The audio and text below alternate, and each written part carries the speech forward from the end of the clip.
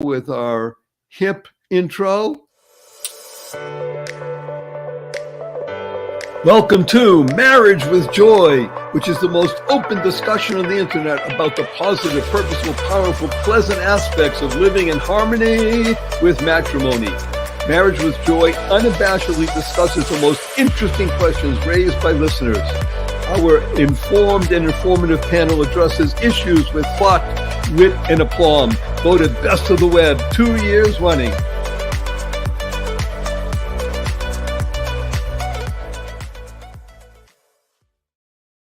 Good day, beautiful, bountiful, beloved, immortal beings, and good-looking people. Remember, you're good-looking. You're always looking for and finding the good. We have found good in abundance and very good-looking people surrounding me in our wondrous, amazing, beautiful, upbeat Marriage with Joy webinar. It's one of the most listened to webinars of its kind on the internet, because this is something that people are really concerned about. They're concerned about marriage and the other thing, the D, divorce. But marriage is such a fundamental aspect of growth in the human being. By the way, it doesn't mean that you have to be married to live with joy. It doesn't mean that you have to be married to grow and mature. What it is, though, is the road is much better, in my humble opinion, even easier, and brings about a growth that is probably unattainable alone. And it's just the nature of life. And thank God it's been that way for millennia. Now, I am an outspoken spokesperson for marriage. I am happily married to the same woman for 45 years. I don't know if she would use happily, but I do. And the important thing here is that when we talk about marriage with joy, we're not necessarily saying that you have to walk around with bells on your what do they call it? Bells in your toes and going through your nose and clapping and saying, yeah, joy. No. Joy is a wonderful acronym that stands for Journey of You. That's what joy really is about, journey of you. It's the maturation process. And that's why I think marriage is one of the greatest abilities of the human being to mature. Because when you bring two people together and living in close quarters, whether they're living in a 100 square foot trailer or they're living in a 10,000, 50,000 square foot mansion, the ability for two people to live together and concern about each other is really the greatest method of maturation, growth, and therefore joy. So I'm happy to say that we now are in our second year, and we are getting hundreds and hundreds of emails from people all over the world with very fascinating questions. Now, it happens to be that this particular webinar is occurring at the end of October. And in the Northern Hemisphere, that means the fall season, autumn, and it's pumpkin time. So we have a couple questions about Halloween and pumpkin time. And the questions are actually, I'm the one who's asking them. Nobody else asked about them, but I like it because this is one of my favorite times of the year. I grew up in New England, and Maura knows about that. And there are a few things more fun than crunching through waist-high piles of leaves and carrying pumpkins and even throwing them at your friends and such like that, and carving them up and doing things with them.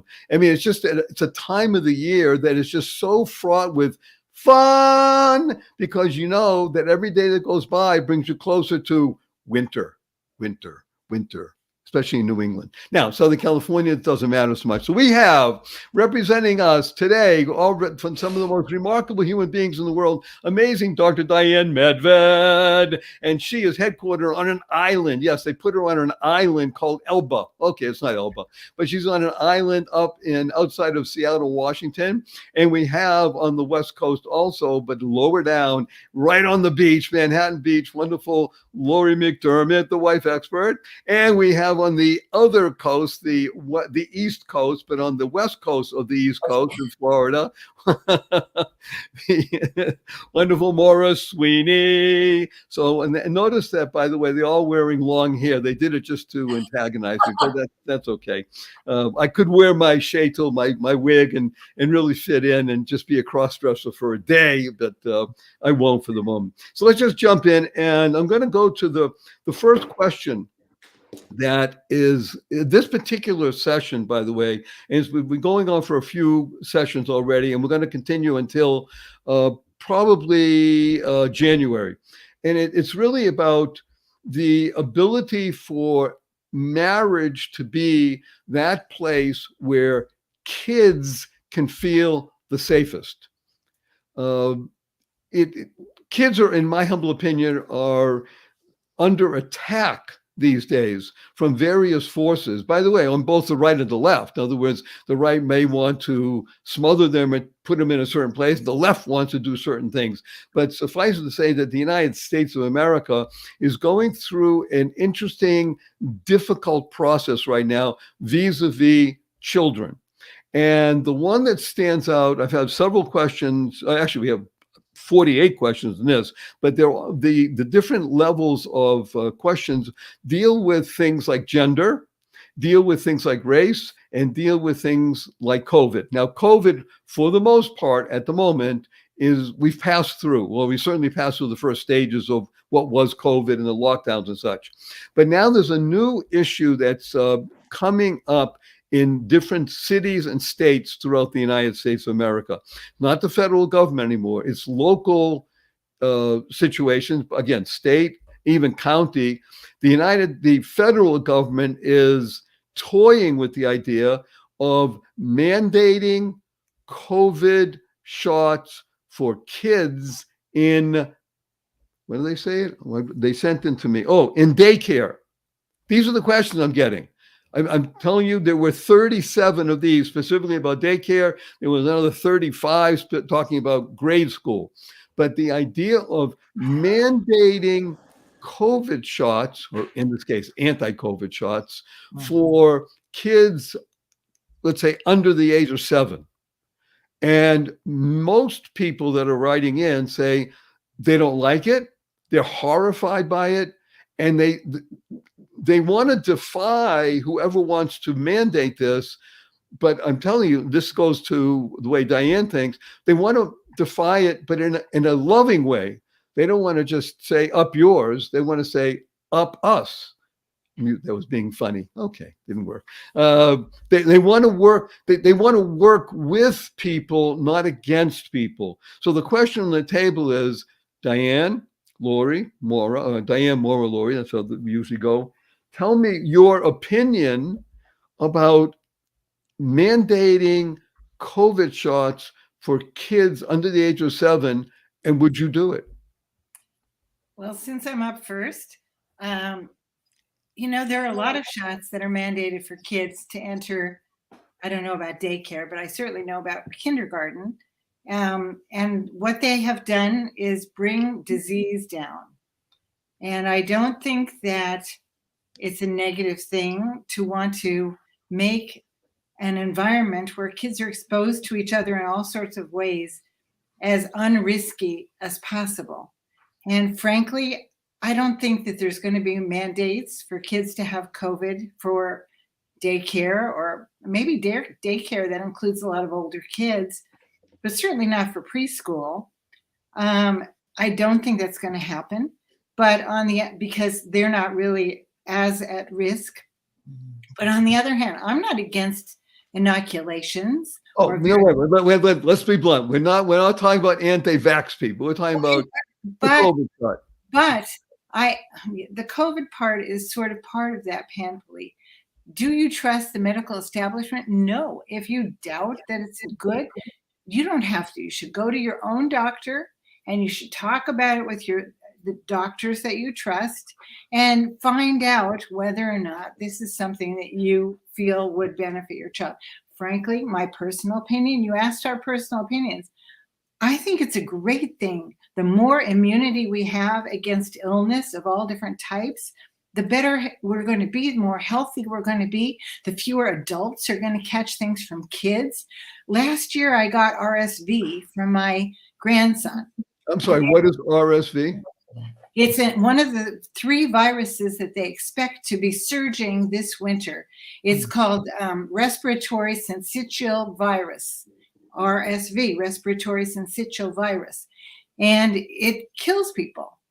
And if only there had been an inoculation against it, because there are hundreds of thousands of people who have died from this over the last, well, I think it's several hundred, maybe 100,000 over the last year. And every year there are more and more children and adults. Most children get it. If only there was a way that kids didn't have to get it, and those 100,000 that died from it could have been saved. So my personal opinion about vaccinations and inoculations is, if it can stop disease, I'm for it. I believe in the medical establishment. If you don't, I understand. And I think you have to get more information and talk to several doctors, talk to people who know about these things, and find out for yourself. So let me just go to the next step. If there was a mandate, again, let's presume for the moment there is. I agree. I don't think there will be. I think for good or ill, there's enough pushback right now against a mandate that it won't go through. But let's say if there was a mandate, let's say in Washington State, which happens to be a very left-leaning area. Let's say Washington State mandated, and you agreed that these things are useful, but you don't like being told you're mandated. Would you do it? I don't think stubbornness is a good enough reason to do something that is against one's benefit. I happen to have a daughter-in-law who is a nurse. She's an oncology nurse. She is the mother of 3 of my 5 grandchildren. As soon as her children are eligible for vaccinations, including the COVID shots, she immediately took them. Now, her children are 5, 3, and 1.5. And the 3.5-year-old came over and she showed me the Band-Aid from the updated COVID shot that she just got. But that's only because it was a Flintstones Band-Aid. I would do it also to get a Flintstone. She said, and I didn't even cry when I got my COVID shot. She was proud of it. And the truth is, I think people who are educated in the medical establishment tend to be in favor of vaccinations. And I would not be against it because, again, I don't think at this point it's experimental. I don't think there's any damage that comes from it. Occasionally there are reactions to it, and I think those have to be monitored, but they are the very rare exceptions. And I think overall it's a good thing, and it keeps a lot of people from getting sick and dying. So if there was a mandate, I wouldn't fight it. Okay, good. And by the way, I hope we don't need to have unanimity here. Maura, what are you saying about this? I'll give you the counterpoint from Florida. This is a very good discussion because we've always had inoculations for babies and for children, and they're scheduled at various times. The one thing that was the differentiator with COVID is that, number one, we were told that there were no evidences of children at first getting it, but then dying of COVID. So therefore, it was nothing that was that serious. But the secondary part was that unlike other vaccinations, the COVID shot was not put into sufficient testing to find out long-term effects. So with that being the case, I would be one of those parents that would opt out for it. And I would say, I'm looking for more information. And I'm also one of those people, I like asking other professionals what they think. And surprisingly, what I learned is that there are medical professionals on both sides of the fence. So that being the case, and they both have reasons for saying what they do. That being the case, I would think it's really a decision for the parents to make. But that's my differentiator, is that unlike previous inoculations, this one came out very rapidly. And for some parents, I put myself in that category, knowing that this would not be something that would bring about death. No. Do I want to see my child ever suffer? No.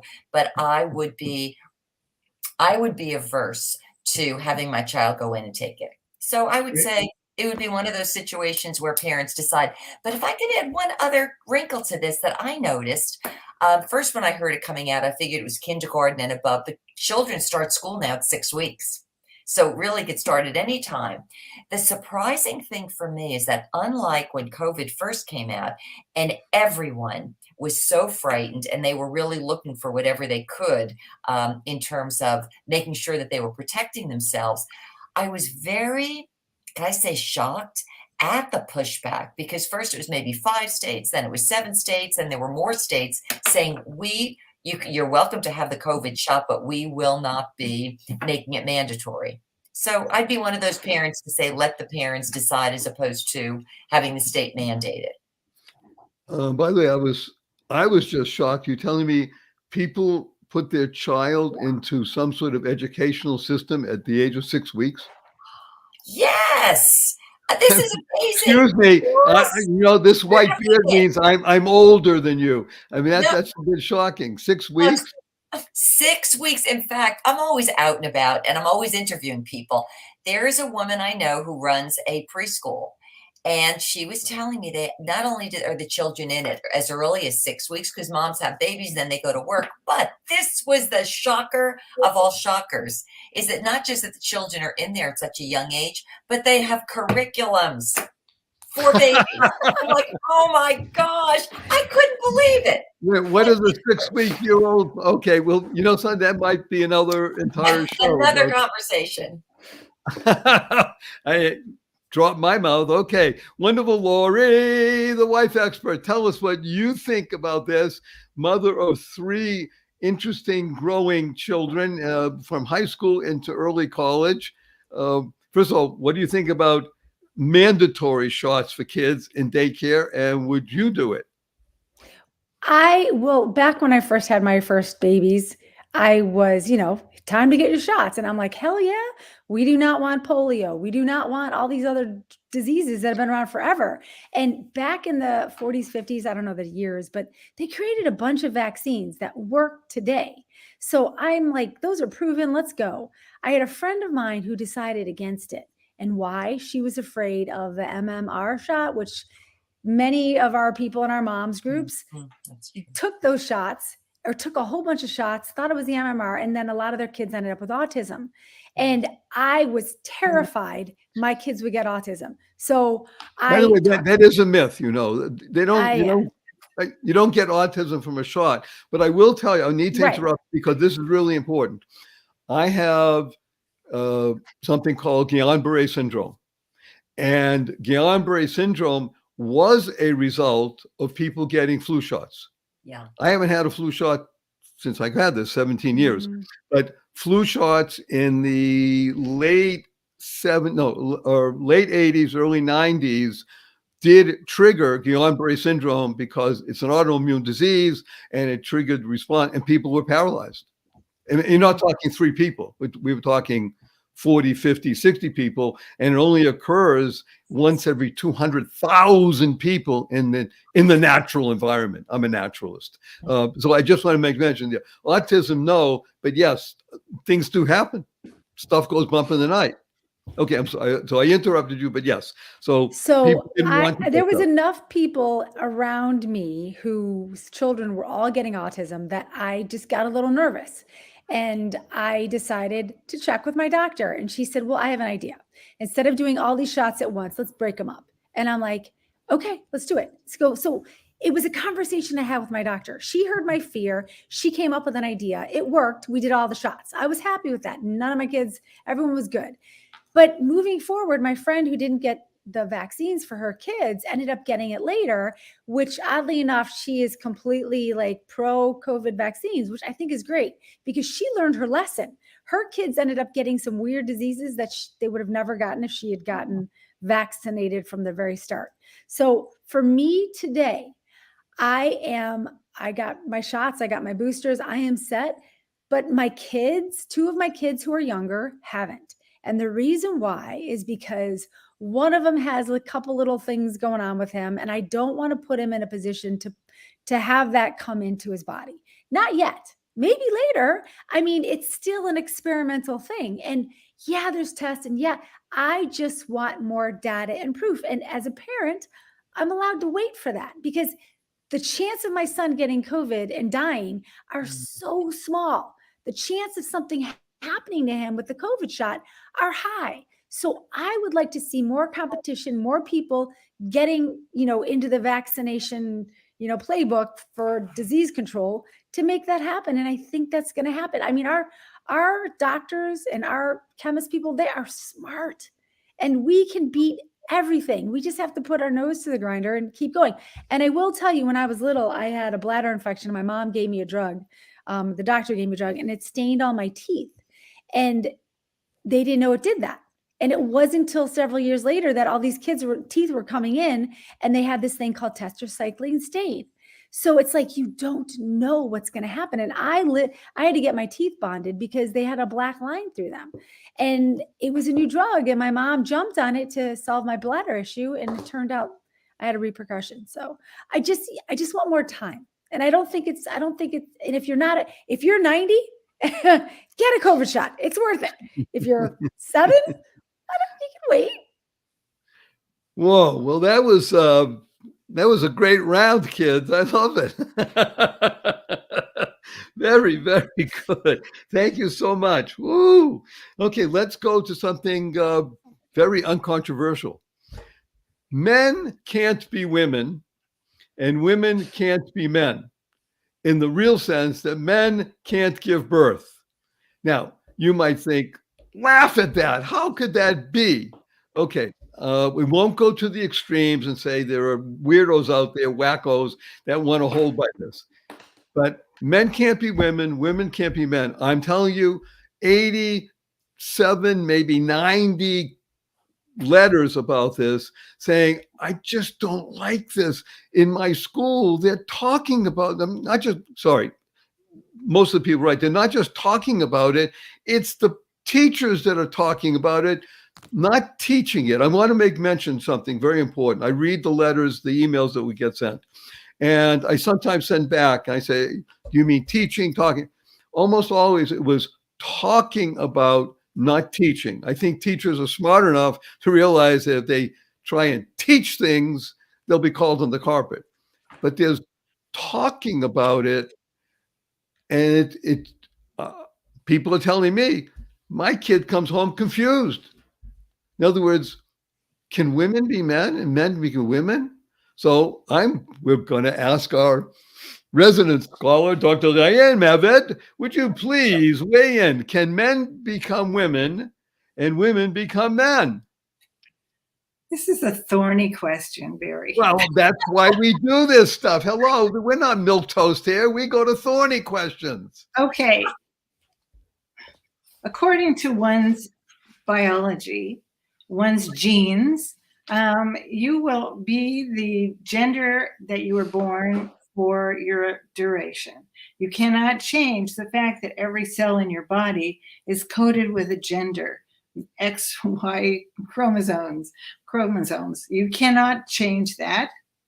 However, in our culture now, and frankly, I find this a really, really difficult problem because much as I want to honor every individual and respect every individual and not pass judgment on what others are going through, which can be severe and difficult, at the same time, I mean, I'm a Jewish person who happens to believe in the Bible, and there's some discussion in there about the fact that this is not something to be pursued, and to make it an official discussion point in a 5th grade class. I would think most teachers, I don't know in every case, but I would think most teachers would want to just not discuss it unless it came up.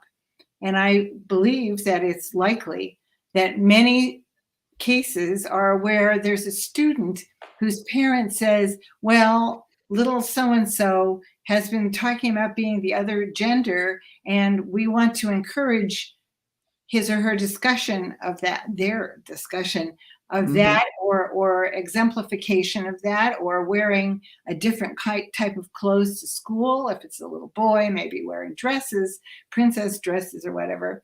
And so this is presented to a teacher, and the teacher is forced to say something about it because they're asked by the kids. So I don't think this is a simple thing. I think in most classes, it won't come up. It wouldn't even be there.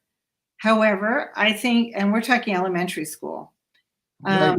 but I think that there will be cases where parents have bought into this cultural phenomenon of not assigning gender until the child expresses it. And when those parents do buy into it and those children show up saying, well, I'm not a girl anymore, I'm a boy, this is going to naturally raise questions, and it's going to confuse other kids. And that's where the parents come in. The parents of all these other kids who are coming home and saying what's going on have to reassure their own children of their own genders. Well, you're a girl. You don't have to think about this. This is not, maybe so-and-so wants to wear dresses to school, and we love so-and-so anyway, and whatever he or she wants to wear is fine. You can wear different clothes, colors and things, whatever you want to, but you're a girl or you're a boy, and you don't have to worry because we know that you are a girl or a boy. We know that you were born that way because boys have peepees and girls don't. There are physical validations for those points. And I do think it's a thorny issue. And I don't have a simple answer because it causes parents and kids consternation. And I think parents are in a position of having to reaffirm their own values and reaffirm their own family structure. In our family, we have 2 boys and a girl, or, we are a unit in which we create our own values. This is what we believe. And if you confirm that and you keep repeating that, then there will be less confusion. If you allow for your own kids to deviate from whatever your own values are in whatever area, that's going to cause confusion. So I think a home where values are solid is going to be the best defense against anything that the kids are going to get outside of the home. So let's go back to the overarching idea of this webinar, which is called Marriage with Joy. The foundational aspect of Marriage with Joy is values. And by the way, we have questions, and I have 48 questions vis-a-vis values, but since you brought it up, but what you're saying now is so important. Yes, let's all be blunt. Today, maybe for the first time, by the way, in history, this is an issue. I mean, this is the United States of America. We're not Belize. And people are going to say, Belize, what are you talking about? What is that? That's a country in Central America. It used to be called British Honduras. I'm just picking on it because it's a small place that very few people ever heard of. But if this was happening in Belize, well, big deal. Nobody would be talking about it. It's happening in the United States of America. And it's happening, and it's spreading from the United States of America to many other places in Western culture or Western civilization, which is breaking up. But I think you've made 3 remarkable points. First of all, this is a thorny issue, and meaning it's not simple. We don't want simple answers. People don't come and listen to this for simple answers. They want some complexity, but addressing the issue.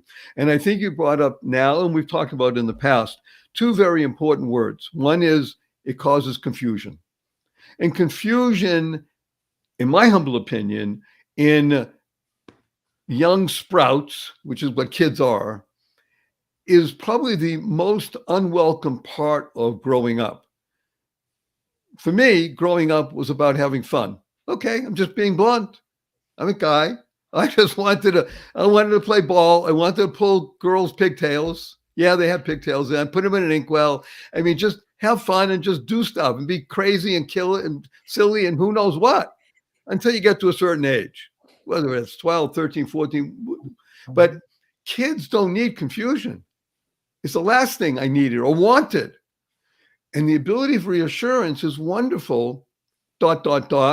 to use Lori's from the, what do you call it, improvisation. Yes, ... And reassurance. Wow, that's a tough one. I have to be reassured about stuff. That creates in itself thorny issues. I'm just making mention because you brought it up. So thank you. And I'm saying these are things that are touching people that it didn't realize it could, because who would even talk about this 5 years ago, right?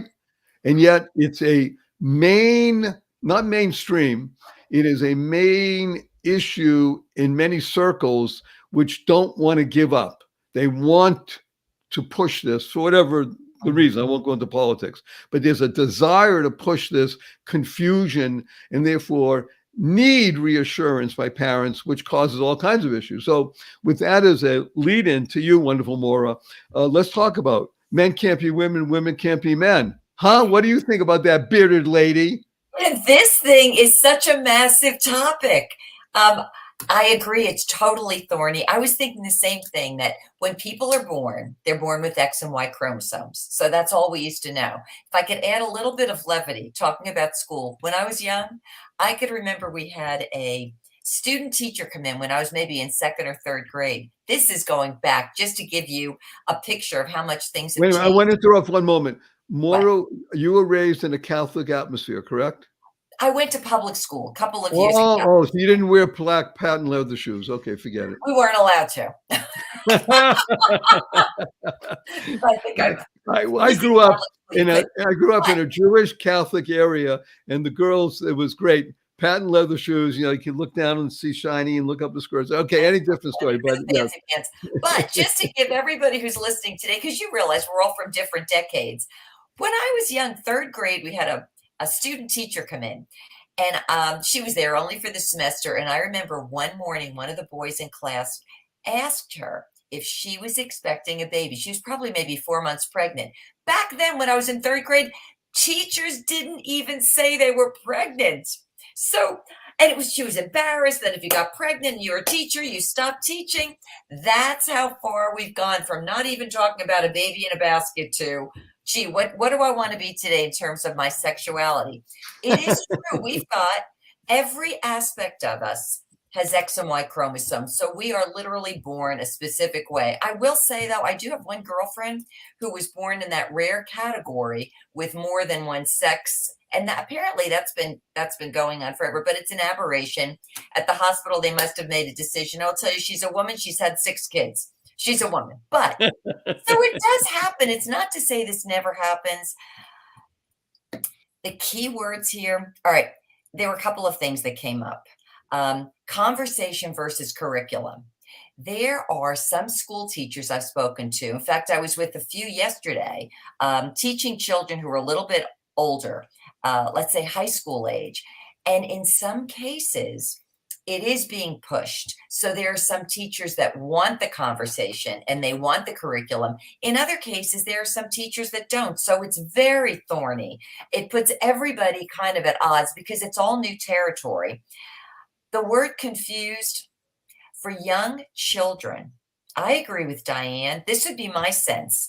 A child is a child. They need to focus in on being a child, having fun, going to school, learning how to read and write. Maybe there's science and there's math involved, but to make the issue of sexuality an issue when we didn't think about it at those ages is something I would say it's not necessary. In fact, as a school teacher or as as a parent, I would say, really, why don't we just focus in on kids being kids? Kids all get to play together, and keeping that conversation out and not focusing in on it. The other thing that I noticed, all right, I will say this too. In your own family, you can be a model to your children. This is what you are. And there are some girls that are more feminized than others. There are some men, guys, boys that are more rough and tough than others. You get the sensitive guys in the same way you get, girls like our daughter. She came out of the womb and I always thought she'd be, a tomboy type. And so there is a spectrum, but to make that the focal point of determining and deciding who and what our children are, The other thing, so I would say a lot of that comes from the household, to keep the children away from those topics and not having to focus in on it and removing the confusion. I would say that's a conversation for some future time. If this is something you think you want to be when you get older, we'll visit it then. But right now, it's time to be a kid and concentrate on what's in front of you. So those would be my feelings. And I would not look to make it the main focal point. But I will say something I saw the other day that I thought was very shocking, because we all know that over the course of time, this was not an issue until a few years ago. Someone produced a map across the United States of gender reassignment clinics for children. And it was a 5-year difference in time. So they gave 5 years ago and now. I could not believe how many clinics we have in the United States. And when I see that happening today, the only thing I personally could conclude from that is that there is an issue behind it. There's a momentum and a purpose behind it rather than something that's developing naturally. And for that, as a parent, I would look to make sure I reinforce to the kids, as far as I know, you were born a little girl, you were born a little boy. That's who you are right now. Just enjoy it for what it is and don't make it into anything bigger than it needs to be. Thank you. We're going to go to wonderful Lori, who I just realized, Lori, as I'm saying this now, because you and I have had a side conversation, and I don't know if you want to bring it up about your friend, the woman you know and such, but let's just start with kids first and talk about stuff. So Men can't be. I'm Yeah, sorry. go ahead. I have before you ask the question, I have a question for you. Did you really go to school with like inkwells? Oh, definitely. No, Did you What was that again? did you really go to school with inkwells in your desk? Are you that old? Absolutely. Not only inkwells with a not a quill pen, with a fountain pen. Barry, you are not that old. No, I'm telling you, I was in when I grew up in Boston, Massachusetts, in Dorchester, we had wooden desks, bolted to the floor with seats, and there was a round thing here with an inkwell, and we had a pen that you had a nib. You had to learn how to put it in, right?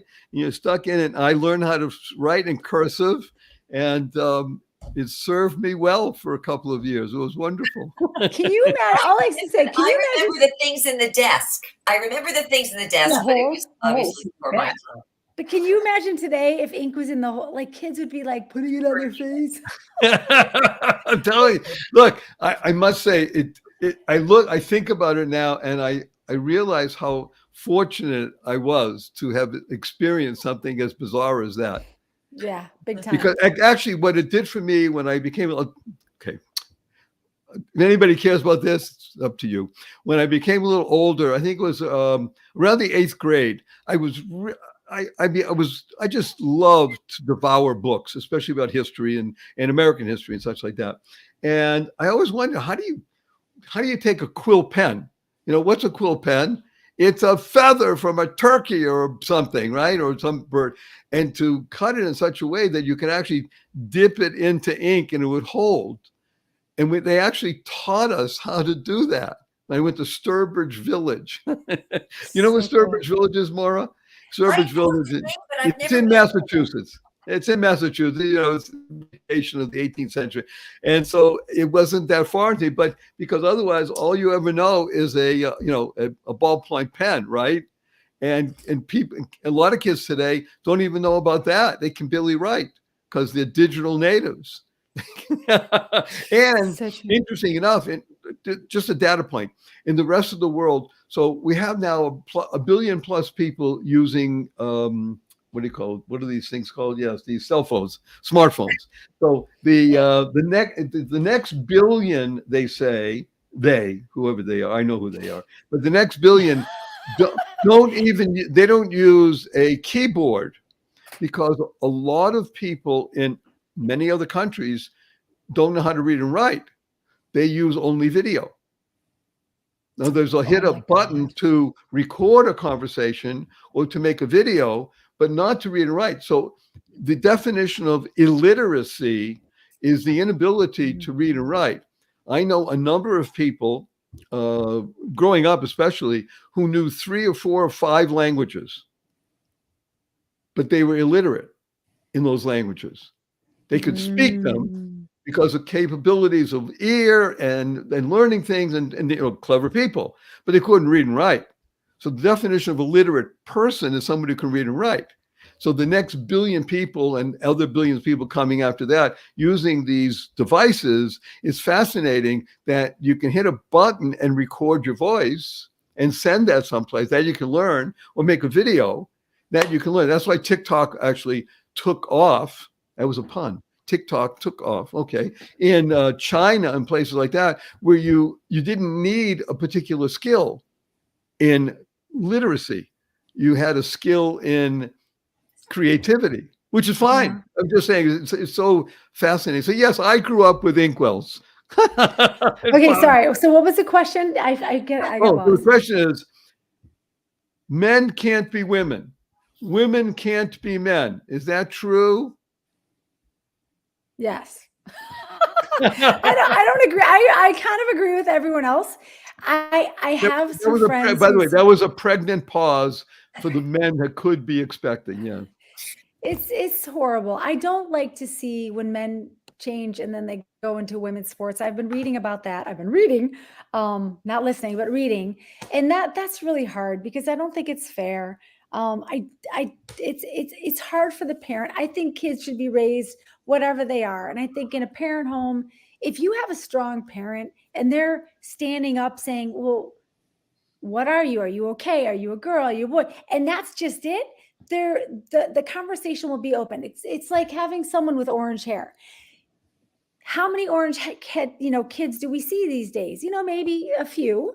And if that was like, oh my God, do you have orange hair? I don't know. Do I have orange hair? And everyone starts worrying about if they have orange hair, it becomes a problem. And then everyone's like, maybe I do have, maybe this tinge of yellow is actually orange. And people worry about it. And it's like, we have so many things to worry about. Our kids today are so stressed. The last thing they want to do is worry about the stress of their gender. Just let them be kids. They'll figure it out. And when they figure it out and they want to be this, it's accepting what they want to be when they discover it. They're going to figure that out, I believe. That's my thought. So this is, for me, very important to ask, and I hope I'm not probing too much. 3 women. I think women develop differently than men. Let's be blunt. That's obvious, but it's not obvious in the sense that you have hormonal structure that men don't. And therefore, if you were to have little Susie, who was named Susie because she's a girl, according to the parents, at 5 years old, saying, no, my name is Samson, and look what I can do. Well, if you just let it be, by the time Susie Sampson gets to the age of what, 9, 10, 11, 12, she may be Susie again because, hey, that's life, right? In other words, you, Maura, brought up something that is really heartbreaking, to see a map of these I call them gender dysphoria centers, but the gender reassignment centers, and they're not some hick little places in the backwoods someplace. These are, unfortunately, some of the most famous children's hospitals in the country. Boston Children's Hospital, we did a show on this. Children's hospitals, no offense to anybody that's listening who may even be involved in this stuff, and if you're listening from Boston Children's Hospital, St. Louis, or Los Angeles, and all the others, this is not children's hospitals. This is killing of children. And again, my opinion only. But if you have little Susie who's going through that natural process of life will kick in at some point. And if Johnny wants to be Judy, okay, well, that also can happen at a certain point later in life, whether they're 15, 16, at the age of 18, maybe somebody wants to make their own decision. But before that, before the age of 18, it's very hard to even understand why as a loving parent, you would even want to do that. You said wonderfully, Diane, reassure minimize confusion. There's enough stress in the world, as you said, Lori. There's enough stress in the world today because of the access of social media, which I don't think is so social. It's maybe anti-social media, that the ability for kids to know stuff causes enough confusion. Again, our show is called Marriage with Joy. Joy is journey of you. We care about each individual. The beauty and the genius of the marriage contract compact process is to bring values, as you say so nicely, Diane, into the environment. And our values, most of the time, 98.7% of the time, are rooted in things that everybody can agree on. Okay, there's always fringe, it always has been, but the fringe is not just becoming larger, it's trying to impinge on others with, you must listen to this, you must do what we say. It's a loud voice. We only have a few more minutes. I just want to begin we're not going to, because it's pumpkin time. Pumpkin time, because we only can do it once a year. So let's just go and have a whole new refresh. We talked about, you said orange, you brought it up, Lori, it's your fault. We're going to talk orange, we're going to talk pumpkin. So Diane, tell us your thoughts on Halloween and pumpkins. Well, as you know, Barry, every year for 26 years, I've been having a debate on my husband's show about Halloween. And he is anti and I am pro.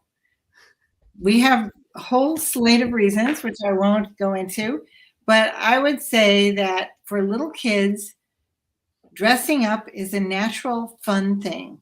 And trying on the idea of being a different character or a princess or something different, even a ghost, whatever it is, at least traditionally, Halloween has been a chance for kids to express that, to go out into the neighborhood. And as a parent who has walked with my kids and grandkids to our neighbors, it's a wonderful thing. They open the door, the kids go trick or treat, and then the people inside say, tell me about your costume. Oh, and then I engage with them, and the kids show off their costumes, and it's a wonderful encounter. Not every kid gets to live in a beautiful neighborhood where the neighbors are so nice, in which case they can still carve a pumpkin. Why is that fun? Because you're taking something in the natural world and you're transforming it into something different. If it's a little kid, usually it's a face with funny teeth, but it isn't scary. And I think the idea that Halloween's gotten a bit more ominous is not necessarily good for little kids, but frankly, it goes over their heads. And that includes more people in it. In our neighborhood, every year it's gotten more and more families who decorate their front lawns. And we didn't have so many before at all, but now people are buying lights and putting up graveyards in their lawn and all these different things. Why? Because it's fun, because it's entertaining, because it makes people smile. It's not anything ominous. I know some people say it makes kids go out and have an entitlement attitude. Trick or treat, give me candy. It was really in years past, many years ago, where if you didn't give a treat, they'd egg your house. You don't see that now. That doesn't happen very much. And if that does happen, those are truants and vandals. Those are not participants in Halloween. So I think it's a fun time. And I think also that we all have choice. And if you don't like it, you don't want to do it, you don't want to participate, turn off your light, don't do it. I mean, it's only for those who want to. And so therefore, it's only for those who enjoy it. That's my feeling. So let's say, do you have two entrances to your house, a back porch and a front door and a back door, right? Yes, we do. Okay, so the back door, the light is off because that's Michael's entrance, and the front is the light on. That's your. But you know what? I've gone out with the kids, and he'll be the one at home offering the candy to the ones who come to the door. Okay. And in the end, it's just fun Right. for everybody. Okay, very good. I'm glad you didn't say something. I'm going to just bring it in. Is there, over the years, more of a worry about years ago they had this thing, razor blades and apples. Well, that was a myth. But fentanyl is, is there a scary thing every year that doesn't happen? Is that true?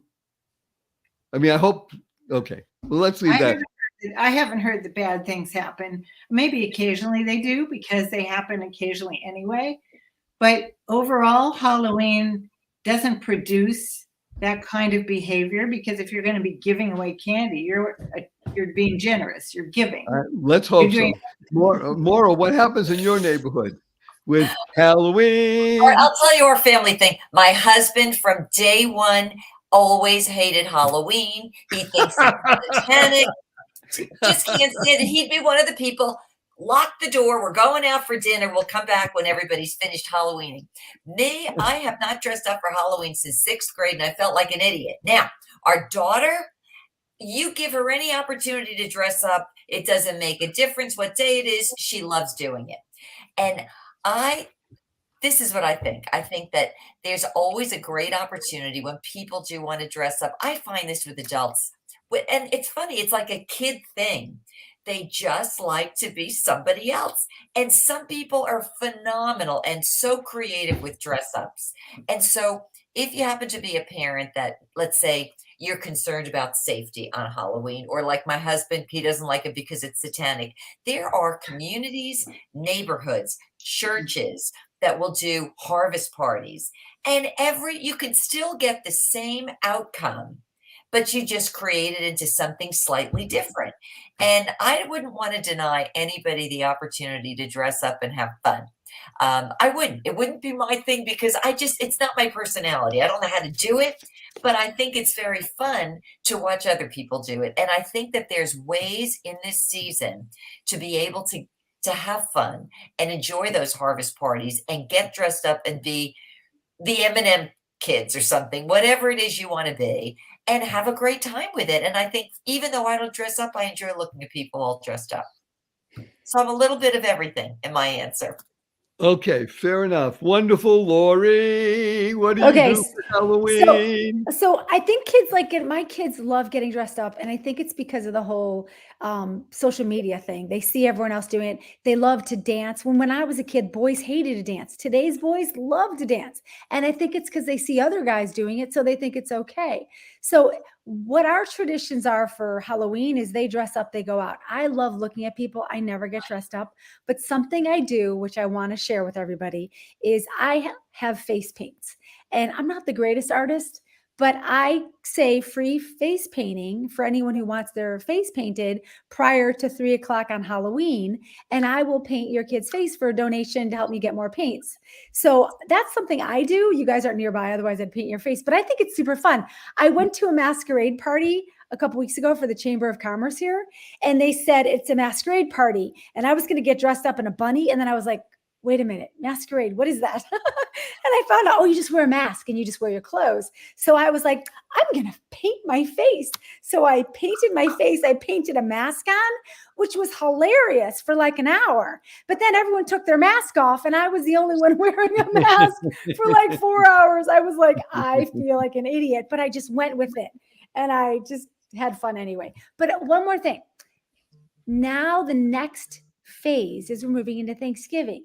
And for me, Halloween is getting ready for my thank you party. So 2 weeks from Saturday, we're having our thank you party. What is a thank you party? So for the past 22 years, on the Saturday before Thanksgiving, 2 Saturdays before Thanksgiving, we invite people over who we like. We call it the thank you party. People bring appetizers, we hire a bartender, and we have anywhere from 200 to 300 people. Neighbors, friends of neighbors, people we know from church, people we know from school. And it changes. People are coming and going throughout the years, but it's one thing people look forward to. And it's not a Thanksgiving dinner, because I don't make food and I don't tell people what to bring an appetizer. Because if you're coming, there'll be more food. And then it's just a wonderful party. And it's a way to look at your friends and say, thank you for being part of my life for so long. And remember, please tell everybody, I'll have to remind you again before the party, THANK stands for to harmonize and network kindness. To harmonize and network kindness. That's what thank means. Thank you. Okay, so let me just add in. We have a couple of minutes. What I did when I was growing up when inkwells and fountain pens I still had. So we did something called bobbing for apples. Bobbing for now. If you haven't ever done it, I can tell you something. It's one of the most fun things you'll ever do. You roll over laughing on the floor because it's very hard to have a big barrel, these old oak barrels filled with water and an apple in it, and you have to bob. You have your hands tied behind your back, and you got to bite into an apple when it's bobbing in the water. It's not easy to do. Most of the time we couldn't do it, but you have a lot of fun trying to bob for an apple. You ever hear of that? You never heard of that thing, huh? Bobbing for apple? You did hear it. Okay, well, yeah, that was in the 17th century, bob for apples. And some traditions in Boston never died. And of course, it was chestnut season. We had chestnut trees on the street I grew up on. Huge. Have you ever seen a chestnut tree? Chestnut trees they're not just big, they're ginormous, to quote the Orange Man. They are just, it's hard to describe the roots of a chestnut tree and how big they are. And they take up a city block, just one chestnut tree, and they fall down, and you got these spiny things, and you open them up, and roasting chestnuts. What a pleasure. And bobbing for apples, and then just getting all kinds of candy. And in those days, it was just went out and had brought bags back, and it was just fun. That's how old I am. And it was fun. But I got to tell you, kids, this was one of the greatest sessions I think we've had in the past couple of years. It was upbeat. We answered a lot of questions. Men can't be women. Women can't be men. Mandatory COVID shots, pumpkin time, values, marriage with joy. Remember, joy stands for journey of you. One of the best ways to go forward in your journey of life and maturate and fulfill both for yourself and the spouse, marriage.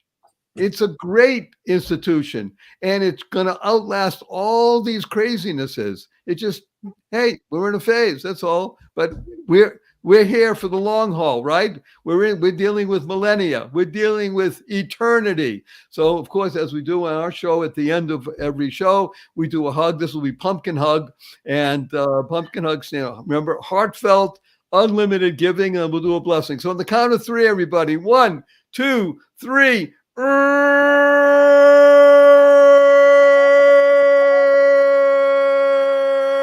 was pretty scary, Diane. That was pretty nice.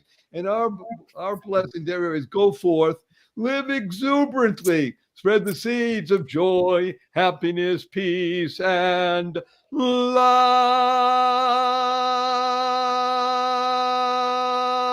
Go mad. Go make a difference. Welcome to Marriage with Joy, which is the most open discussion on the internet about the positive, purposeful, powerful, pleasant aspects of living in harmony with matrimony. Marriage with Joy unabashedly discusses the most interesting questions raised by listeners. Our informed and informative panel addresses issues with thought, wit, and aplomb. Voted Best of the Web 2 years running.